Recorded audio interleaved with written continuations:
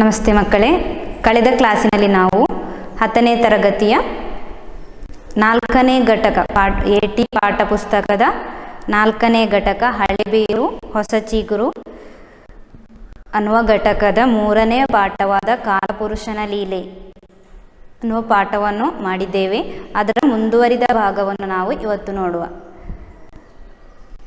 ಇವತ್ತು ಪಾಠದ ಮುಂದುವರಿಕೆಗೆ ಹೋಗುವುದಕ್ಕಿಂತ ಮೊದಲು ಹಿಂದಿನ ಕ್ಲಾಸಲ್ಲಿ ನಾವು ಕೇಳಿಸಿಕೊಂಡ ಪಾಠ ಭಾಗವನ್ನೊಮ್ಮೆ ನೆನಪಿಸಿಕೊಳ್ಳುವ. ಬರೆದಿರುವವರು ವಿಶ್ವನಾಥ ಸಿದ್ದಕಟ್ಟೆ ಅನ್ನುವರು.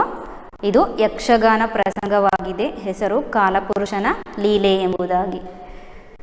ಸಂದರ್ಭದಲ್ಲಿ ತಿಳಿಸುವಂಥದ್ದು, ದ್ವಾರಕಿಲ್ಲಿ ಶ್ರೀಕೃಷ್ಣನಿರುವಂತಹ ಸಂದರ್ಭದಲ್ಲಿ ದೂರ್ವಾಸ ಮುನಿ ಬರ್ತಾರೆ. ದೂರ್ವಾಸ ಮುನಿ ಬಂದಾಗ ಉಳಿದ ಯಾದವರು ಪಾನಮತ್ತರಾಗಿದ್ದುಕೊಂಡು ಸಾಂಬ ಅನ್ನುವಂತಹ ಒಬ್ಬ ವ್ಯಕ್ತಿಗೆ ಗರ್ಭಿಣಿ ಸ್ತ್ರೀಯ ವೇಷ ತೊಡಿಸಿ ಯಾವ ಮಗುವಿಗೆ ಜನ್ಮ ನೀಡಬಹುದು ಅಂತ ಕೇಳಿದಾಗ, ದೂರ್ವಾಸ ಮುನಿಯಲ್ಲಿ ಕೇಳಿದಾಗ, ಈ ಹೆಣ್ಣು ಭವಿಷ್ಯದಲ್ಲಿ ಒನಕೆಯೊಂದನ್ನು ಇರುವಂತಾಗಲಿ, ಆ ಒನಕೆಯಿಂದ ನಿಮ್ಮ ವಂಶ ನಾಶವಾಗಲಿ ಎಂಬುದಾಗಿ ದೂರ್ವಾಸ ಮುನಿಯ ಶಾಪ ಕೇಳಿದಂತಹ ಭಯಗೊಂಡ ಯಾದವರು ಪರಿಹಾರಕ್ಕೋಸ್ಕರವಾಗಿ ಶ್ರೀಕೃಷ್ಣನನ್ನು ಸಮೀಪಿಸಿದಾಗ ಜನಿಸಿದಂತಹ ಒನಕೆಯನ್ನು ಪ್ರಭಾಸ ಕ್ಷೇತ್ರಕ್ಕೆ ಹೋಗಿ ಹುಡಿ ಮಾಡಿ ಬಿಸಾಡಿ ಎಂಬುದಾಗಿ ಹೇಳ್ತಾನೆ. ಕೃಷ್ಣನ ಸೂಚನೆಯಂತೆ ಯಾದವರು ಜನಿಸಿದಂತಹ ಒನಕೆಯನ್ನು ಪ್ರಭಾಸ ಕ್ಷೇತ್ರದಲ್ಲಿ ಹುಡಿ ಮಾಡಿದ ನಂತರ, ಬಿಸಾಡಿದ ನಂತರ ಕೆಲವು ಕಾಲದಲ್ಲೇ ಪುನಃ ಅದೇ ಕ್ಷೇತ್ರದಲ್ಲಿ ಹೋಗಿ ಅಲ್ಲಿ ಒನಕೆಯು ಜೊಂಡು ಹುಲ್ಲಾಗಿ ಬೆಳೆದಿರುತ್ತದೆ, ಅದನ್ನೇ ಹಿಡಿದುಕೊಂಡು ಪರಸ್ಪರ ಜಗಳವಾಡಿ ಸಾಯ್ತಾರೆ. ಇದನ್ನು ಕಂಡಂತಹ ಯಾದವರಲ್ಲಿ ಒಬ್ಬನಾದಂತಹ ಕೃಷ್ಣನ ಅಣ್ಣ ಬಲರಾಮನು ತನ್ನ ತಮ್ಮನಲ್ಲಿ ಹೇಳುವಂಥದ್ದು, ಯಾವುದಕ್ಕಾಗಿ ಹೀಗೆ ಸುಮ್ಮನೆ ಕುಳಿತಿರುವೆ? ಈ ಯಾದವರು ಮರಣ ಹೊಂದಿರುವುದನ್ನು ಕಂಡು, ಹೆಣದ ರಾಶಿಯಾಗಿ ಬಿದ್ದಿರುವುದನ್ನು ಕಂಡು ನಿನಗೆ ಬೇಸರ ಆಗುತ್ತಿಲ್ಲವೇ ಎಂಬುದಾಗಿ ಹೇಳಿದಾಗ, ಇದು ಕಾಲಪುರುಷನ ಲೀಲೆ, ವಿಧಿಯನ್ನು ಮೀರುವುದಕ್ಕೆ ಯಾರಿಂದಲೂ ಅಸಾಧ್ಯ, ಮತ್ತು ಯಾವಾಗ ಏನು ನಡೆಯಬೇಕು ಅದು ನಡೆಯಲೇಬೇಕು, ಕೆಟ್ಟದ್ದು ಒಳ್ಳೆಯದು ಅನ್ನೋದು ಕೂಡ ಈ ಜಗತ್ತಿನಲ್ಲಿ ಇರುವಂಥದ್ದು ಎಂಬುದಾಗಿ ಸೂಚಿಸಾನೆ. ಅದೇ ರೀತಿ ನಾನು ನೀನು ಅಣ್ಣ ತಮ್ಮ ಅನ್ನುವಂತಹ ಸಂಬಂಧ ಇವತ್ತಿಗೆ ಕೊನೆ ಸ್ಪಷ್ಟವಾಗಿ ಹೇಳ್ತೇನೆ ಅಂತ ಹೇಳಿದಾಗ, ಕೃಷ್ಣನ ಮನದ ಮರ್ಮವನ್ನು ಅರಿತಂತಹ ಹಲಧರ ಅಂತ ಹೇಳಿದ್ರೆ ಬಲರಾಮ, ಕೊನೆಯ ಬಾರಿಗೆ ನನ್ನನ್ನೊಮ್ಮೆ ತಬ್ಬಿಕೋ ಎಂಬುದಾಗಿ ಸೂಚಿಸಿ ಕೃಷ್ಣನ ಅಪ್ಪುಗೆಯ ನಂತರ ಹಾವಿನ ರೂಪವನ್ನು ತಾಳಿ ಶರದಿ ಅಂದರೆ ಸಮುದ್ರದಲ್ಲಿ ಮುಳುಗಿ ಹೋಗ್ತಾನೆ. ಹೀಗೆ ಅವನು ನಿತ್ಯ ಸತ್ಯವಾದಂತಹ ಅವನ ಮೂಲ ಸ್ಥಾನಕ್ಕೆ ಅಥವಾ ಮೂಲ ಜಾಗಕ್ಕೆ ತಲುಪ್ತಾನೆ. ಆ ನಂತರ ಕೃಷ್ಣ ಇಂದೆನಗೆ ಕೊನೆಯ ರವಿ ಉದಯ ಎಂಬುದಾಗಿ ತರುಮೂಲಗಳ ನಡುವೆ, ಗಿಡಗಳ ನಡುವೆ ಕುಳಿತುಕೊಳ್ತಾನೆ. ತಾನು ಕೂಡ ಈ ಜೀವನದ ಅಥವಾ ಕೃಷ್ಣ ಅನ್ನುವಂತಹ ಅವತಾರದ ಕೊನೆಯನ್ನು ಕಾಣಬೇಕು ಎಂಬುದಾಗಿ ಮನದಲ್ಲೇ ಅಂದುಕೊಂಡು ಅದಕ್ಕೆ ಬೇಕಾದಂತಹ ವೇದಿಕೆ ಅಥವಾ ಸಿದ್ಧತೆಯನ್ನು ಮಾಡಿಕೊಂಡು ತರುಮೂಲದ ನಡುವೆ ಕುಳಿತುಕೊಳ್ತಾನೆ. ಇದೇ ಸಂದರ್ಭದಲ್ಲಿ ಅಲ್ಲಾಗಿ ಜರ ಅನ್ನುವಂತಹ ಬೇಡ ಬರ್ತಾನೆ. ಬಿಲ್ಲು ಬಾಣಗಳನ್ನು ತೆಗೆದುಕೊಂಡು ಬೇಟೆಯಾಡುವುದಕ್ಕೋಸ್ಕರವಾಗಿ ಬರುವಂತಹ ಧರನಿಗೆ ದೂರದಲ್ಲಿ ಕೃಷ್ಣ ಕುಳಿತುಕೊಂಡಿರುವಂಥದ್ದು ಮೊಲವೋ ಜಿಂಕೆಯೋ ಅನ್ನುವ ರೀತಿಯಲ್ಲಿ ಭ್ರಮಿಸಿಕೊಂಡು ಬಾಣವನ್ನು ಪ್ರಯೋಗಿಸ್ತಾನೆ. ಈ ಬಾಣ ಪ್ರಯೋಗವು ಕೃಷ್ಣನ ಕಾಲಿಗೆ ತಾಗ್ತದೆ. ಕಾಲಿಗೆ ತಾಗಿದಾಗ ನೆತ್ತರು ಹರಿಯುತ್ತದೆ. ಈ ನೆತ್ತರು ಅದು ಕೂಡ ಹೆಬ್ಬೆರಳಿಗೆ ತಾಗಿ ನೆತ್ತರು ಹರಿಯುತ್ತಾ ಇರುವಂತಹ ಸಂದರ್ಭದಲ್ಲಿ ಆ ನೋವನ್ನು ಸಹಿಸಿಕೊಳ್ಳುವುದಕ್ಕೋಸ್ಕರವಾಗಿ ಕೃಷ್ಣ ತುಟಿಯನ್ನು ಕಚ್ಚುತ್ತಾನೆ. ಆ ನೋವು ಕಾಲಿನಿಂದ ತೊಡಗಿ ತಲೆಯ ತನಕ ಆವರಿಸಿಕೊಳ್ತದೆ. ಈ ಸಂದರ್ಭದಲ್ಲಿ ಜರ ತಾನು ಬಾಣ ಪ್ರಯೋಗಿಸಿದಂತಹ ಪ್ರಾಣಿ ತನಗೆ ಸಿಗ್ತದೆ, ಮಿಕ ಬಿತ್ತು ಎಂಬುದಾಗಿ ತಿಳಿದುಕೊಂಡು ಹತ್ತಿರ ಬಂದು ನೋಡಿದಾಗ ಕೃಷ್ಣನ ಕಾಲಿನಲ್ಲಿ ರಕ್ತ ಬಂದಿರುವಂಥದ್ದು ಕಾಣುತ್ತದೆ. ಹೀಗೆ ತಾನು ಪ್ರಯೋಗಿಸಿದಂತಹ ಬಾಣ ಕೃಷ್ಣನ ಕಾಲಿಗೆ ತಾಗಿದ ವಿಷಯ ಅರಿತುಕೊಂಡಂತಹ ಜರ ದುಃಖಿತನಾಗ್ತಾನೆ. ತಾನಿನ್ನು ಬದುಕಿರಲಾರೆ, ತನ್ನನ್ನು ಕೊಂದು ಬಿಡು ಎಂಬುದಾಗಿ ಹೇಳಿದಾಗ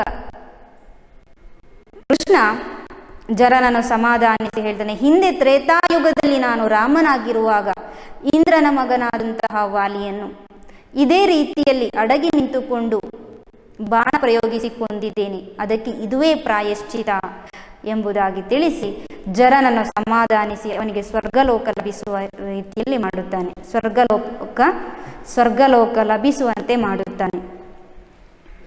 ಆನಂತರ ಕೃಷ್ಣ ನೋವನ್ನು ಸಹಿಸಿಕೊಳ್ಳಲಾಗದೆ ದುಃಖಿಸುತ್ತಾ ಇದ್ದಂತೆ ಅವನು ಕೊನೆಯ ಬಾರಿಗೆ ಏನು ಹೇಳ್ತಾನೆ ಅಂತ ಕಳೆದ ಕ್ಲಾಸಿನ ಕೊನೆಯ ಪ್ಯಾರಾಗ್ರಾಫ್ನೊಮ್ಮೆ ಗಮನಿಸುವ.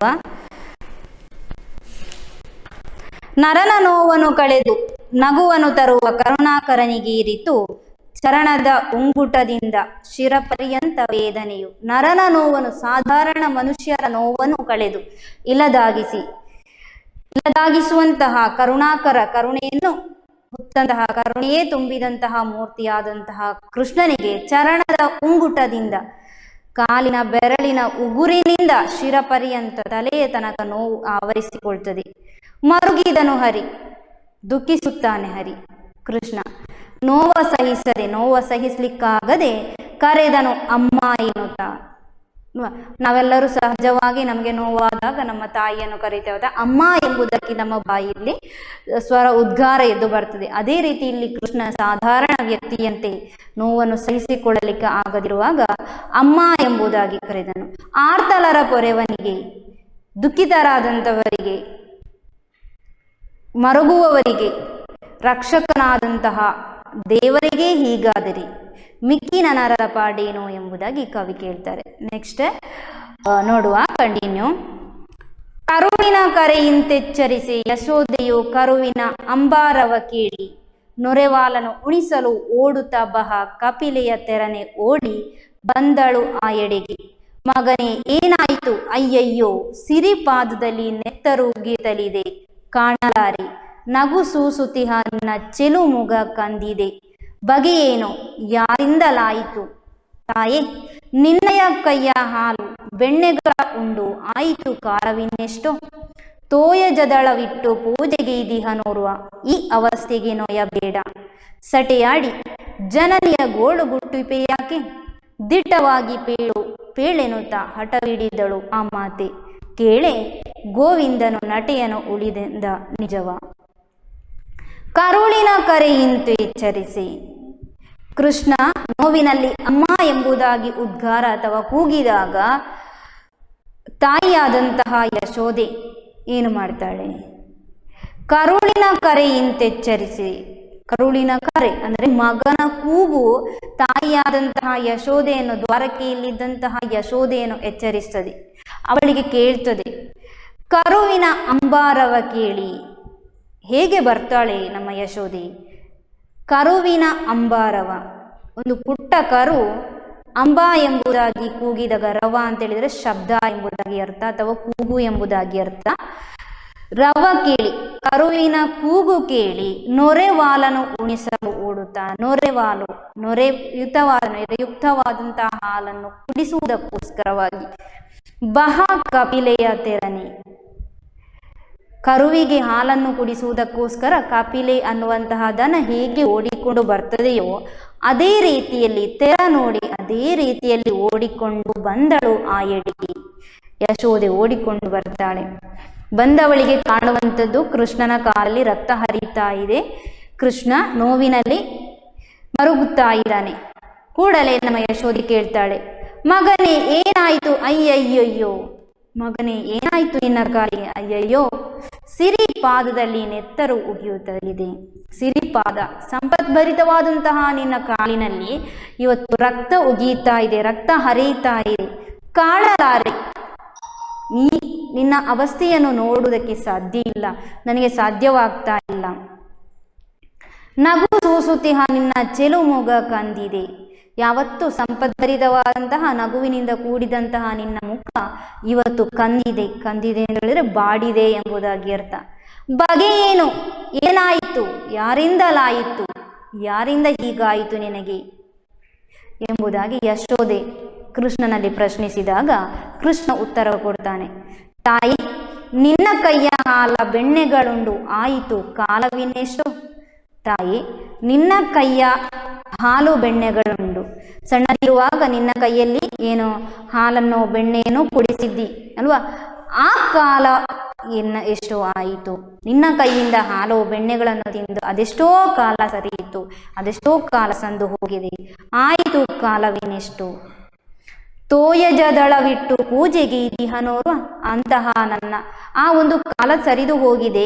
ಇವತ್ತು ಈಗ ತೋಯಜದಳವಿಟ್ಟು, ತೋಯಜದಳ ಅಂತ ಹೇಳಿದ್ರೆ ಕೆಂಪು ತಾವರೆಯ ಎಸಳು, ದಳ ಅಂತ ಹೇಳಿದ್ರೆ ಎಸಳು ಅಂತ ಅರ್ಥ. ತೋಯಜದಳ ಕೆಂಪು ತಾವರೆಯ ಎಸಳನ್ನಿಟ್ಟು ಪೂಜೆಗೆ ದಿಹನು ಓರ್ವ, ಪೂಜೆ ಮಾಡಿದ್ದಾನೆ. ಈ ರಕ್ತ ಅನ್ನುವುದನ್ನು ಕೃಷ್ಣ ಸೂಚಿಸುವಂಥದ್ದು. ಇದು ರಕ್ತವಲ್ಲ, ಬದಲಿಗೆ ಕೆಂಪು ತಾವರೆಯ ಎಸಳನ್ನು ನನ್ನ ಕಾಲಿಗೆ ಹಾಕಿ ಪೂಜಿಸಿದ್ದಾನೆ ಒಬ್ಬ ಭಕ್ತ ಅಥವಾ ನನ್ನನ್ನು ಪ್ರೀತಿಸುವವ. ತೋಯಜದಳವಿಟ್ಟು ಪೂಜೆಗೆ ದಿಹನು ಓರ್ವ, ಈ ಅವಸ್ಥೆಗೆ ನೋಯಬೇಡ, ನನ್ನ ಈ ಅವಸ್ಥೆಯನ್ನು ನೋಡಿಕೊಂಡು ನೀನು ದುಃಖಿಸಬೇಡ ಎಂಬುದಾಗಿ ಕೃಷ್ಣ ಅಮ್ಮನನ್ನು ಯಶೋದೆಯನ್ನು ಸಮಾಧಾನಿಸ್ತಾನೆ. ಇದನ್ನು ಕೇಳಿ ಸಮಾಧಾನಗೊಳ್ಳದಂತಹ ಯಶೋದೆ ಪುನಃ ಕೇಳ್ತಾಳೆ, ಸಟೆಯಾಡಿ ಜನನಿಯ ಗೋಳುಗುಟ್ಟುಪೆ ಯಾಕೆ? ಸಟೆಯಾಡಿ ಸುಳ್ಳು ಹೇಳಿ ಯಾಕೆ ಜನನಿ ಅಂದರೆ ತಾಯಿ ಅಂತ ಅರ್ಥ. ಸುಳ್ಳು ಹೇಳಿ ತಾಯಿಯಾದ ನನ್ನನ್ನು ಯಾಕೆ ಪುನಃ ದುಃಖ ಅತಿಯಾಗುವ ರೀತಿಯಲ್ಲಿ ಮತ್ತೆ ಮತ್ತೆ ದುಃಖಿತಳಾಗುವ ರೀತಿಯಲ್ಲಿ ಹೇಳ್ತಾ ಇದ್ದಿ? ದಿಟವಾಗಿ ಪೇಳು, ಸತ್ಯ ಏನು ಎಂಬುದಾಗಿ ಹೇಳು. ಇದು ಪೂಜೆ ಮಾಡಿರುವಂಥದ್ದಲ್ಲ, ಕೆಂಪು ತಾವರೆಯ ಎಸಳನ್ನು ಇಟ್ಟು ಪೂಜೆ ಮಾಡಿರುವಂಥದ್ದಲ್ಲ. ಕಾಣುವಾಗ ರಕ್ತ ಹರಿಯುವಂಥದ್ದು ಕಣ್ಣಾರೆ ಕಾಣ್ತಾ ಇದ್ದೇನೆ, ಹಾಗಾಗಿ ನೀನು ಸುಳ್ಳು ಹೇಳಬೇಡ. ಸಟೆ ಸುಳ್ಳು ಹೇಳಬೇಡ, ದಿಟವನ್ನೇ ಹೇಳು, ಸತ್ಯವನ್ನೇ ಹೇಳು ಎಂಬುದಾಗಿ ಹಠ ಹಿಡಿತಾಳೆ ಯಶೋದೆ. ಮಾತಿ ಕೇಳ್ಗೋ, ಹಠ ಹಿಡಿದಳ ಮಾತಿ. ಆ ತಾಯಿ ಹಠ ಹಿಡಿಯುತ್ತಾಳೆ ಕೃಷ್ಣನಲ್ಲಿ, ಸತ್ಯವನ್ನೇ ಹೇಳು. ಕೇಳೆ ಗೋವಿಂದನು ನಟನೆಯನ್ನುಳಿದೆಂದ ನಿಜವ. ತಾಯಿಯ ಹಠವನ್ನು ಕೇಳಿ, ತಾಯಿಯ ಮಾತನ್ನು ಕೇಳಿಸಿಕೊಂಡಂತಹ ಕೃಷ್ಣ ನಿಜವಾದ ವಿಷಯವನ್ನೇ, ನಟನೆಯನ್ನುಳಿದು ಸುಳ್ಳನ್ನುಳಿದು ಸತ್ಯವನ್ನೇ ಹೇಳಲಿಕ್ಕೆ ಮುಂದಾಗ್ತಾನೆ. ಭಾಮಿನಿ ರಾಗ. ಮಣ್ಣ ಮೆದ್ದನು ಕೃಷ್ಣ ಎನ್ನುತ್ತಲಿ ಅಣ್ಣ ಚಾಳಿಯ ಪೇಳೆ, ಕೋಪದಿಯನ್ನ ಬಡಿಯಲು ಬಾಯ ತಿರಿಯುತ್ತ ತೋರ್ದೆ ಕೌತುಕವ. ಇನ್ನು ನೀ ಸೈರಣೆಯ ತಳೆಯುವುದು ಮುನ್ನಿನ ಅಂದವಿದಲ್ಲ, ನೋಡು ಈಗೆನ್ನ ಕುಳತೋಟಿಗಳ ಎನ್ನುತ್ತಲಿ ಹರಿಯು ಬಾಯ್ದೆರೆದ. ತಾಯಿಯ ಪ್ರಶ್ನೆಗೆ ಕೃಷ್ಣ ಉತ್ತರ ಕೊಡ್ತಾನೆ. ಏನು? ಮಣ್ಣ ಮೆದ್ದನು ಕೃಷ್ಣ ಎನ್ನುತ್ತಲಿ, ಹಿಂದೆ ನಾನು ಸಣ್ಣದಿರುವಾಗ ಮಣ್ಣ ಮೆದ್ದನು. ಮಣ್ಣು ಅಂತ ಹೇಳಿದ್ರೆ ಕೂತಿದೆ ನಮಗೆಲ್ವ, ಸಣ್ಣ ಮಕ್ಕಳು ಏನು ಮಾಡ್ತಾರೆ, ತಮ್ಮ ಕೈಗೆ ಸಿಕ್ಕಿದ್ದೆಲ್ಲವನ್ನು ಬಾಯಿಗೆ ಹಾಕಿಕೊಳ್ತಾರಲ್ವ, ಅದೇ ರೀತಿ ನಮ್ಮ ಕೃಷ್ಣನು ಕೂಡ ಸಣ್ಣದಿರುವಾಗ ಏನು ಮಾಡಿದ್ದಾನೆ, ಮಣ್ಣ ಮೆದ್ದನು, ಮಣ್ಣನ್ನು ತಿಂದಿದ್ದಾನೆ ಎಂಬುದಾಗಿ ಅಣ್ಣ ಚಾಡಿಯ ಪೇಲೆ. ಅಣ್ಣ ಬಲರಾಮ ಏನು ಮಾಡಿದ್ದಾನೆ, ಚಾಡಿ ಹೇಳುವಂಥದ್ದಲ್ವ, ದೂರು ಕೊಟ್ಟಿದ್ದಾನೆ ಯಶೋದೆಗೆ. ಸಣ್ಣದಿರುವಾಗ ತಮ್ಮ ಕೃಷ್ಣ ಏನು ಮಾಡಿದ್ದಾನೆ, ಮಣ್ಣು ತಿಂತಾ ಇದ್ದಾನೆ ಅಮ್ಮ ನೋಡು ಎಂಬುದಾಗಿ ದೂರು ಕೊಟ್ಟಾಗ ಕೋಪದಿ ಸಿಟ್ಟಿನಿಂದ ಎನ್ನ ಬಡಿಯಲು, ಕೃಷ್ಣನನ್ನು ಬಡಿಯುವುದಕ್ಕೋಸ್ಕರ, ಕೃಷ್ಣನಿಗೆ ಪೆಟ್ಟು ಕೊಡುವುದಕ್ಕೋಸ್ಕರವಾಗಿ ಮುಂದೆ ಬಂದಂತಹ ಯಶೋದೆ ಬಾಯ ತೆರೆಯುತ್ತ ತೋರ್ದಿ, ಬಾಯನ್ನು ತೆರಿ, ನೀನು ಮಣ್ಣು ತಿನ್ನೋದು ಹೌದಾ ಅಲ್ವಾ ಎಂಬುದಾಗಿ ಕೃಷ್ಣನನ್ನು ಪರೀಕ್ಷಿಸುವುದಕ್ಕೋಸ್ಕರವಾಗಿ ಬಾಯನ್ನು ತೆರೀಲಿಕ್ಕೆ ಹೇಳ್ತಾಳೆ.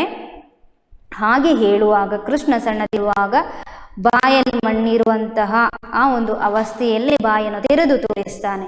ಬಾಯ ತೆರೆಯುತ್ತಾ ತೋರದೆ, ಅವತ್ತು ಬಾಯ ತೆರೆಯುವಾಗ ಕೌತುಕವನ್ನು ತೋರಿಸಿದ್ದೇನೆ. ಅಂದರೆ ಆ ಅವಸ್ಥೆಯಲ್ಲಿ ಕೃಷ್ಣನ ಬಾಯಲ್ಲಿದ್ದಂತಹ ಮಣ್ಣು ಅನ್ನು ನೋಡಿದಾಗ ಯಶೋದೆಗೆ ಕೃಷ್ಣನ ಬಾಯೊಳಗೆ ಇಡೀ ಜಗತ್ತನ್ನೇ ಕಂಡ ಅನುಭವ ಆಗ್ತದೆ. ಕೃಷ್ಣನ ಬಾಯೊಳಗೆ ಇಡೀ ಜಗತ್ತೇ ಒಳಗೊಂಡಿರುತ್ತದೆ. ಹಾಗಾಗಿ ಆ ಒಂದು ಕೌತುಕವನ್ನು ಅವತ್ತು ನಾನು ತೋರಿಸಿದ್ದೇನೆ. ನನ್ನ ಬಾಯೊಳಗೆ ನಾನು ಏನನ್ನು ತೋರಿಸಿದ್ದೇನೆ, ಇಡೀ ಜಗತ್ತನ್ನೇ ಅವತ್ತು ತೋರಿಸಿದ್ದೇನೆ. ಅದನ್ನು ನೋಡಿ ನೀನು ಆಶ್ಚರ್ಯಗೊಂಡಿರುವೆ.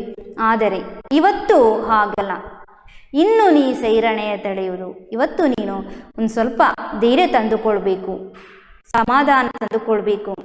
ಮುನ್ನಿನ ಅಂದವಿರಲ್ಲ, ಮೊದಲಿನ ಅಂದ, ಮೊದಲಿನ ಚಂದ, ಆ ಜಗತ್ತಿನ ಚಂದ ಇವತ್ತು ನನ್ನ ಬಾಯೊಳಗೆ ಕಾಣುವಂಥದ್ದಲ್ಲ, ಬೇರೆ. ಇವತ್ತು ಒಂದು ಸ್ವಲ್ಪ ವ್ಯತ್ಯಸ್ತವಾಗಿದೆ.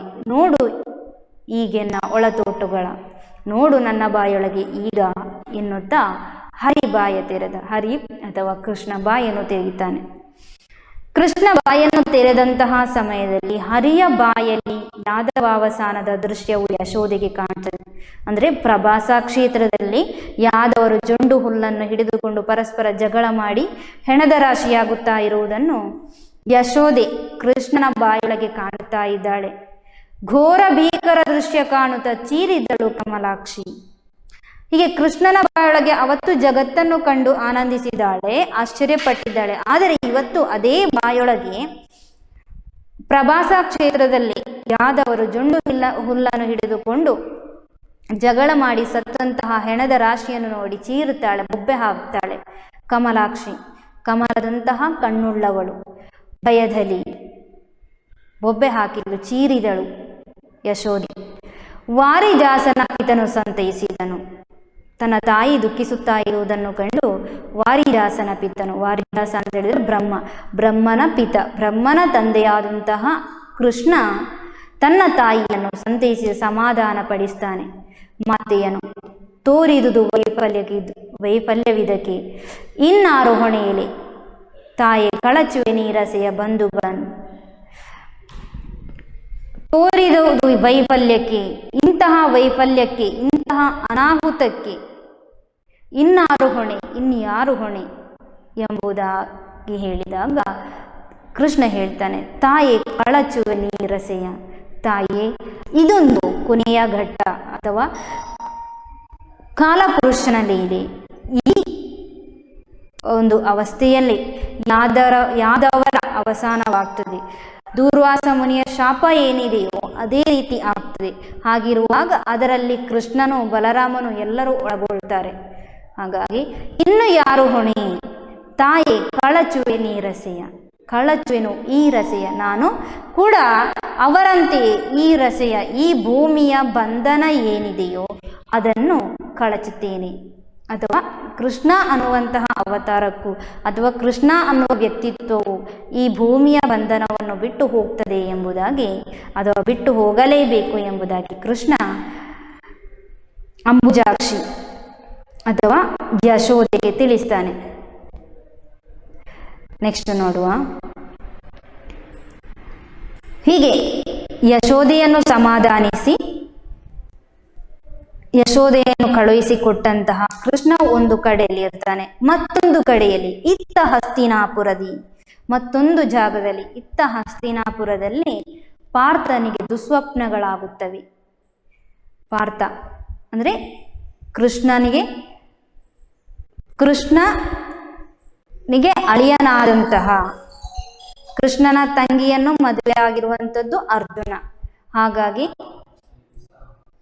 ಕೃಷ್ಣನ ಹತ್ತಿರದ ಗೆಳೆಯನು ಬಂಧು ಆದಂತಹ ಹಸ್ತಿನಾಪುರದಲ್ಲಿದ್ದಂತಹ ಪಾರ್ಥನಿಗೆ, ಪಾಂಡವರಲ್ಲಿ ಮಧ್ಯಮನಾದಂತಹ ಅರ್ಜುನನಿಗೆ ದುಸ್ವಪ್ನವಾಗುತ್ತದೆ, ಕೆಟ್ಟ ಕನಸುಗಳಾಗ್ತದೆ. ಇದರ ಕುರಿತು ಚಿಂತಿಸುತ್ತಿರುವಾಗ ನಾರದರು ಬಂದು ಶ್ರೀಕೃಷ್ಣನ ಅಂತ್ಯಕಾಲ ಸಮೀಪಿಸಿತೆಂದು ಸೂಚಿಸುತ್ತಾರೆ. ಇದರ ಬಗ್ಗೆ ಆಲೋಚಿಸುತ್ತಾ ಇರುವಾಗಲೇ ಹಸ್ತಿನಾವತಿಗೆ ನಾರದರು ಬರ್ತಾರೆ, ಬಂದು ಶ್ರೀಕೃಷ್ಣನ ಅಂತ್ಯದ ಕಾಲ ಸಮೀಪಿಸಿತು ಎಂಬುದಾಗಿ ಸೂಚಿಸ್ತಾರೆ. ಕೂಡಲೇ ಉಟ್ಟ ಉಡುಗೆಯಲ್ಲಿ ತಾನು ಹಾಕಿರುವ ವಸ್ತ್ರದ ಅಲ್ಲೇ ಅಥವಾ ಬೇರೆ ಚೇಂಜ್ ಮಾಡದೆ ಉಟ್ಟ ಉಡುಗೆಯಲ್ಲೇ ಹೊರಟ ಅರ್ಜುನನಲ್ಲಿ ನಾರದರು ಗುಟ್ಟಾಗಿ ಹೇಳ್ತಾರೆ, ನೀನು ಕೃಷ್ಣನ ಮೈಯ ಮುಟ್ಟಬೇಡ. ಹೋಗುವುದೇನೋ ಸರಿ, ಕೃಷ್ಣನನ್ನು ನೋಡುವುದಕ್ಕೋಸ್ಕರವಾಗಿ, ನಿನ್ನ ಪ್ರಿಯ ಕೃಷ್ಣ ಅವನನ್ನು ನೀನು ನೋಡುವುದಕ್ಕೆ ಹೋಗುವುದೇನೋ ಸರಿ, ಆದರೇನು ಜಾಗ್ರತೆ ಮಾಡಬೇಕು, ಮೈಯ ಮುಟ್ಟಬೇಡ. ಕೃಷ್ಣನ ಮೈಯನ್ನು ಸ್ಪರ್ಶಿಸದಿರು, ದೂರವಿರುವುದು ನಿನಗೆ ಉತ್ತಮ, ಮುಟ್ಟದೆ ದೂರ ಇದ್ದರೆ ಮಾತ್ರ ನಿನಗೆ ಒಳ್ಳೆಯದು ಎಂಬುದಾಗಿ ಎಚ್ಚರಿಸುತ್ತಾರೆ. ನಾರದರ ಮಾತಿಗೊಪ್ಪಿದ ಅರ್ಜುನನು ಕೃಷ್ಣನನ್ನು ಕಾಣುವುದಕ್ಕೆ ಪ್ರಭಾಸ ಕ್ಷೇತ್ರಕ್ಕೆ ಬರುತ್ತಾನೆ. ಪಾರ್ಥನನ್ನು ಕಂಡು ಕೃಷ್ಣ ಏನು ಹೇಳ್ತಾನೆ ಅಂತ ನೋಡುವ. ಬಾರಯ್ಯ ಬಾವಯ್ಯ ನೋಡೆನ್ನ ಅವಸ್ಥೆ. ಕೃಷ್ಣ ಏನು ಹೇಳ್ತಾನೆ? ದೂರದಲ್ಲಿ ಕಂಡಂತಹ ಅರ್ಜುನನನ್ನು ಹತ್ತಿರಕ್ಕೆ ಕರೆದು ಪ್ರೀತಿಯ ಮಾತುಗಳಲ್ಲಿ ಹೇಳ್ತಾನೆ, ಬಾರಯ್ಯ ಬಾವಯ್ಯ, ಭಾವಯ್ಯ ತಂಗಿಯನ್ನು ಮದುವೆ ಆಗಿರುವವನಲ್ವ, ಹಾಗಾಗಿ ಭಾವ. ಬಾರಯ್ಯ ಭಾವಯ್ಯ ನೋಡು ಎನ್ನ ಅವಸ್ಥೆ, ನೋಡು ನನ್ನ ಈಗಿನ ಅವಸ್ಥೆಯನ್ನು, ನನ್ನ ಈ ಪರಿಸ್ಥಿತಿಯನ್ನೊಮ್ಮೆ ನೋಡು. ಬಾಯಾರಿಹುದು, ನನಗೆ ಈ ನೋವಿನಲ್ಲಿ ಬಾಯಾರಿಕೆಯಾಗ್ತಾ ಇದೆ. ತಾಪ ಹೆಚ್ಚುತ್ತಿದೆ, ತಾಪ ಉರಿ ಜಾಸ್ತಿ ಆಗ್ತಾ ಇದೆ ನೋವಿನ. ಭೂರಿ ನೇತ್ರನ ಕಂದ ಒಡಲುರಿಯ ತಣಿಸೆ, ಕೈಯಾರೆ ನೀರುಣಿಸಲಿಕ್ಕಾಗ. ಭೂರಿ ನೇತ್ರನ ಕಂದ, ಇಂದ್ರನ ಮಗ. ಭೂರಿ ನೇತ್ರ ಅಂತ ಹೇಳಿದ್ರೆ ತುಂಬಾ ಕಣ್ಣು ಇರುವವ ಅಂತ ಅರ್ಥ. ಅಂದ್ರೆ ಇಂದ್ರನ ಮಗ ಅರ್ಜುನ. ಭೂರಿ ನೇತ್ರನ ಕಂದ ಒಡಲುರಿಯ ತಣಿಸೆ, ಈ ನೋವನ್ನು ಸಹಿಸಿಕೊಳ್ಬೇಕಿದ್ರೆ ಶರೀರಕ್ಕೆ ಒಂದು ಸ್ವಲ್ಪ ತಂಪಾಗಬೇಕು. ಆ ತಂಪಿಗೋಸ್ಕರವಾಗಿ ತಣಿಸುವುದಕ್ಕೆ, ಶರೀರವನ್ನು ತಣಿಸುವುದಕ್ಕೋಸ್ಕರವಾಗಿ ಕೈಯಾರೆ ನೀರುಣಿಸು, ನಿನ್ನ ಕೈಯಿಂದಲೇ ನನಗೆ ನೀರನ್ನು ಕೊಡು, ನೀರುಣಿಸಲಿಕ್ಕಾಗ. ದಯವಿಟ್ಟು ನಿನ್ನ ಕೈಯಿಂದಲೇ ನನಗೆ ಸ್ವಲ್ಪ ನೀರು ಕೊಡು ಎಂಬುದಾಗಿ ಕೃಷ್ಣ ಅರ್ಜುನನಲ್ಲಿ ಹೇಳ್ತಾನೆ. ಸುರನದಿಯ ಜನಕನಿಗೆ ವಾರಿದಿಯ ನರನು ತಂದೀಯುವರೆ, ಬಗೆದರೆ ಸುರಮುನಿಯ ಎಚ್ಚರದ ನುಡಿ ಹಿಂಜರಿಸಲವನ. ಸುರನದಿಯ ಜನಕನಿಗೆ, ಸುರನದಿ ಅಂತ ಹೇಳಿದ್ರೆ ಗಂಗೆ ಎಂಬುದಾಗಿ ಅರ್ಥ. ಗಂಗೆ ಅನ್ನುವಂತಹ ನದಿಯೇ ಜನಿಸಿರುವಂಥದ್ದು ಕೃಷ್ಣನ ಕಾಲಿನಲ್ಲಿ ಅಥವಾ ವಿಷ್ಣುವಿನ ಕಾಲಲ್ಲಿ. ಹಾಗಾಗಿ ಸುರನದಿಯ ಜನಕನಿಗೆ, ಸುರನದಿಗೆ ಜನ್ಮ ನೀಡಿದಂತಹ ಅಥವಾ ಜನಕನಾದಂತಹ ತಂದೆಯಾದಂತಹ ಕೃಷ್ಣನು ವಾರಿಯ ನರನು ತಂದೆಯುವರೆ,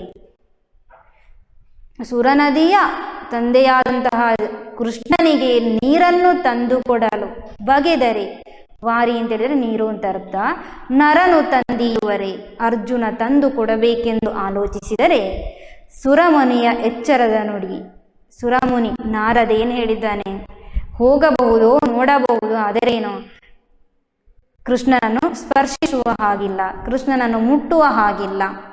ಸುರಮುನಿ, ಸುರಲೋಕದ ಸ್ವರ್ಗಲೋಕದ ಮುನಿಯಾದಂತಹ ನಾರದನ ಆ ಮಾತು ಅರ್ಜುನನನ್ನು ಎಚ್ಚರಿಸ್ತದೆ, ಜೊತೆಗೆ ಹಿಂಜರಿಯುವಂತೆ, ನೀರು ಕೊಡದೆ ಹಾಗೆ. ನೀರು ಕೊಡಬೇಕಿದ್ರೆ ಹತ್ತಿರ ಹೋಗಬೇಕಿದ್ದು, ನೀರು ಕೊಡಬೇಕಿದ್ರೆ ಹತ್ತಿರ ಹೋಗಬೇಕು, ಆದರೆ ಹತ್ತಿರ ಹೋದರೆ ಕೃಷ್ಣನನ್ನು ಸ್ಪರ್ಶಿಸಿ ಹೋಗ್ತದೆ. ಹಾಗಾಗಿ ಕೃಷ್ಣನನ್ನು ಸ್ಪರ್ಶಿಸಬಾರ್ದು, ಮುಟ್ಟಬಾರ್ದು ಅಂತೇಳಿ ಮುನಿ ಹೇಳಿದ್ದಾನೆ. ಹೀಗಾಗಿ ನೀರು ಕೊಡುವುದು ಬೇಕಾ ಬೇಡವ ಎಂಬುದಾಗಿ ನಮ್ಮ ಅರ್ಜುನ ಹಿಂಜರಿಯುತ್ತಾನೆ. ಎಲೆ ಧನಂಜಯ, ನಿನ್ನ ಜೀವನ ಶಿಲೆಗೆ ಮೂರ್ತ ಸ್ವರೂಪವಿತ್ತಿಹೆ, ಹಲವು ಉಪಕೃತಿಗೆ ಇದೆ, ಮರೆಯದೆ ಸಲಿಲ ನೀಡೆನಲು.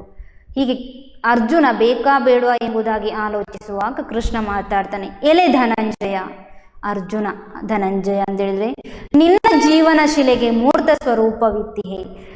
ಅರ್ಜುನ ಅನ್ನುವಂತಹ ಒಂದು ಶಿಲೆಗೆ ಮೂರ್ತ ರೂಪ, ಒಂದು ಒಳ್ಳೆಯ ರೂಪವನ್ನು, ಸ್ವರೂಪವನ್ನು ನಾನು ಕೊಟ್ಟಿದ್ದೇನೆ. ಅಂದ್ರೆ ಕೃಷ್ಣ ಬೇಕಾದಷ್ಟು ಅರ್ಜುನಿಗೆ ಸಹಾಯವನ್ನು ಮಾಡಿದ್ದಾನೆ.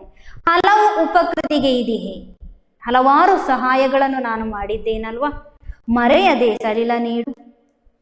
ಹಾಗಾಗಿ ಆ ಮಾಡಿದ ಉಪಕಾರವನ್ನೆಲ್ಲ ನೆನಪಿಸಿಕೊಂಡು ನಾನೀಗ ಕಷ್ಟದಲ್ಲಿರುವಾಗ, ನಾನು ಸಹಾಯ ಯಾಚಿಸುತ್ತಾ ಇರುವಾಗ ಅದನ್ನೆಲ್ಲ ಮರೆತವನ ಹಾಗಿರಬೇಡ. ದಯವಿಟ್ಟು ಮಾಡಿರುವ ಉಪಕಾರವನ್ನು ನೆನೆದುಕೊಂಡು ನನಗೆ ಸಲಿಲವನ್ನು ನೀಡು.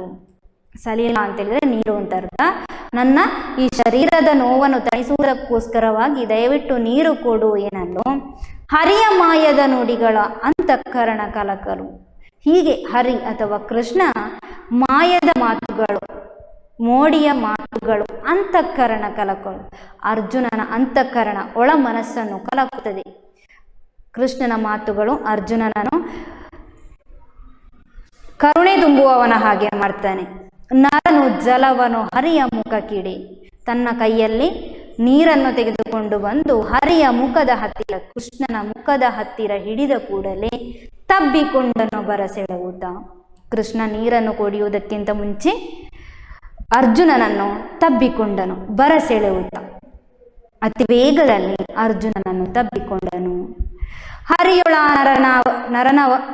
ನರನಾಂಶವಾಕ್ಷಣ ಎರಕುಗೊಂಡುದು.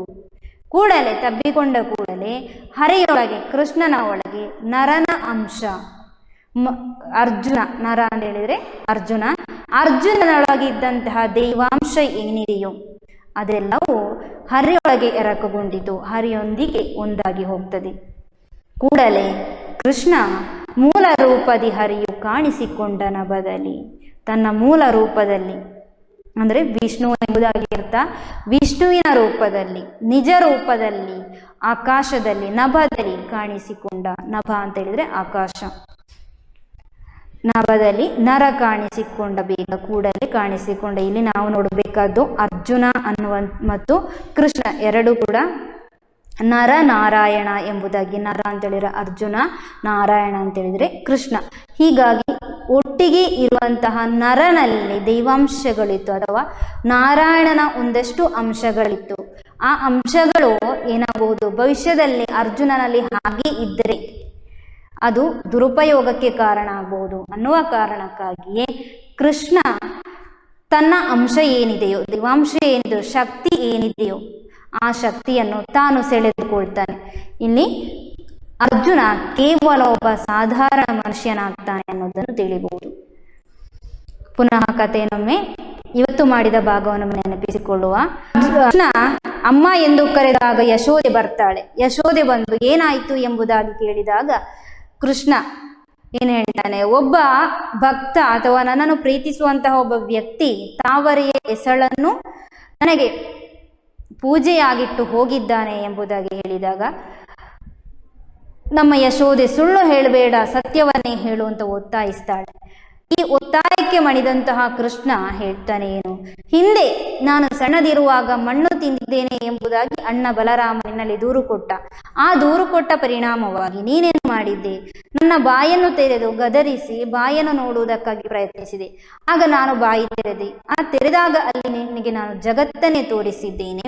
ಈ ಜಗತ್ತನ್ನೇ ತೋರಿಸಿದಾಗ ನೀನು ಆಶ್ಚರ್ಯಪಟ್ಟಿದ್ದಿ. ಆದರೆ ಅದೇ ಬಾಯೊಳಗೆ ಇವತ್ತು ನಾನು ಮತ್ತೊಂದು ಘಟನೆಯನ್ನು ತೋರಿಸ್ತೇನೆ, ನೀನು ಸಮಾಧಾನಿಸಿಕೊಳ್ಬೇಕು, ಧೈರ್ಯ ತಂದುಕೊಳ್ಬೇಕು ಅಂತ ಬಾಯನ್ನು ತೆರೆದಾಗ ಪ್ರಭಾಸ ಕ್ಷೇತ್ರದಲ್ಲಿ ಯುದ್ಧ ಮಾಡಿ ಸಾಯುವಂಥ ಅಥವಾ ಪರಸ್ಪರ ಜಗಳ ಮಾಡಿ ಸಾಯುವಂತಹ ಹೆಣದ ರಾಶಿಯಾಗಿರುವಂತಹ ಯಾದವ ವಂಶವನ್ನು ತೋರಿಸ್ತಾನೆ. ಇದನ್ನು ಕಂಡಂತಹ ಯಶೋದೆ ಚೀರ್ತಾಳೆ, ಬೊಬ್ಬೆ ಹಾಕ್ತಾಳೆ, ಅವಳನ್ನು ಸಮಾಧಾನಿಸ್ತಾನೆ. ಇತ್ತ ಕಡೆ ಹಸ್ತಿನಾವತಿಯಲ್ಲಿ ಅರ್ಜುನನಿಗೆ ಕೆಟ್ಟ ಕನಸುಗಳು ಬೀಳ್ತದೆ. ಅಲ್ಲಿಗೆ ನಾರದ ಬರ್ತಾನೆ. ಬಂದಂತಹ ನಾರದ ಕೃಷ್ಣನು ಅಂತ್ಯಕಾಲದಲ್ಲಿ ಅಥವಾ ಕಷ್ಟದಲ್ಲಿ ಇದ್ದಾನೆ ಅಂತ ಹೇಳಿದಾಗ ಅವನೊಮ್ಮೆ ನೀನು ನೋಡಲಿಕ್ಕೆ ಹೋಗಬೇಕು, ಹೋಗುವುದೇನೋ ಸರಿಯಾದೇನೋ, ಕೃಷ್ಣನ ಮೈಯನ್ನು ಮುಟ್ಟಬಾರದು ಅಂತ ಹೇಳ್ತಾನೆ. ಇದನ್ನು ಕೇಳಿಸಿಕೊಂಡು ಅರ್ಜುನ ಎಲ್ಲಿಗೆ ಬರ್ತಾನೆ, ಕೃಷ್ಣನಲ್ಲಿಗೆ ಪ್ರಭಾಸ ಕ್ಷೇತ್ರಕ್ಕೆ ನೋಡುವುದಕ್ಕಾಗಿ ಬರ್ತಾನೆ. ಅಲ್ಲಿ ಕೃಷ್ಣ ಏನು ಹೇಳ್ತಾನೆ, ನನಗೆ ಬಾಯಾರಿಕೆ ಆಗಿದೆ, ನೋವು ಸಹಿಸಿಕೊಳ್ಳಲಿಕ್ಕಾಗಿಲ್ಲ, ದಯವಿಟ್ಟು ನೀರು ಕೊಡು ಅಂತ ಹೇಳಿದರೆ ನೀರು ಕೊಡುವುದಕ್ಕೆ ಮುಂದಾಗುವಂತಹ ಅರ್ಜುನನಿಗೆ ತಾನು ನೀರು ಕೊಟ್ಟರೆ ತನಗೆ ಸಮಸ್ಯೆ ಆಗ್ತದೆ ಅಂತೇಳಿ ನಾರದರು ಹೇಳಿದ್ದು ನೆನಪಾಗ್ತದೆ. ಪರಿಣಾಮವಾಗಿ ನೀರು ಕೊಡುವುದಕ್ಕೆ ಹಿಂಜರಿದಾಗ ಪುನಃ ಕೃಷ್ಣ ಅವನನ್ನು ಒತ್ತಾಯಿಸ್ತಾನೆ, ನಾನೆಷ್ಟೋ ಉಪಕಾರಗಳನ್ನು ನಿನಗೆ ಮಾಡಿದ್ದೇನೆ, ಆ ಉಪಕಾರವನ್ನು ನೆನೆದಾರು ಸ್ವಲ್ಪ ನೀರು ಕೊಡು ಅಂತ ಹೇಳಿದಾಗ ಅರ್ಜುನ ತನ್ನ ಕೈಯಲ್ಲಿ ಕೃಷ್ಣನಿಗೆ ನೀರು ಕೊಡುವುದಕ್ಕಾಗಿ ಮುಖದ ಹತ್ತಿರ ತರ್ತಾನೆ. ಕೂಡಲೇ ಕೃಷ್ಣ ಅರ್ಜುನನನ್ನು ಅಪ್ಪಿಕೊಳ್ತಾನೆ. ಹೀಗೆ ಅಪ್ಪಿಕೊಂಡ ಕೂಡಲೇ ಅರ್ಜುನನಲ್ಲಿದ್ದ ಶಕ್ತಿಯೆಲ್ಲ ಕೃಷ್ಣನಲ್ಲಿ ಎರಕಗೊಂಡು ಒಂದಾಗಿ ಕೃಷ್ಣ ಆಕಾಶದಲ್ಲಿ ಮೂಲ ರೂಪದಲ್ಲಿ ವಿಷ್ಣುವಿನ ರೂಪದಲ್ಲಿ ಕಾಣಿಸಿಕೊಳ್ತಾನೆ. ಈ ಪಾಠದಲ್ಲಿ ನಾವು ಗಮನಿಸಬೇಕಾದ ಇದೊಂದು ಯಕ್ಷಗಾನ ಪ್ರಸಂಗ ಮಾತ್ರ ಅಲ್ಲದೆ ಕಾಲ ಅನ್ನುವಂಥದ್ದು ಅಥವಾ ಮರಣ ದೇವತೆ ಅನ್ನುವಂಥದ್ದು, ಮರಣ ಅನ್ನುವಂಥದ್ದು ಎಲ್ಲರಿಗೂ ಬಾಧಕವೇ ಅನ್ನುವುದನ್ನು ನಾವಿಲ್ಲಿ ತಿಳ್ಕೊಳ್ತೇವೆ.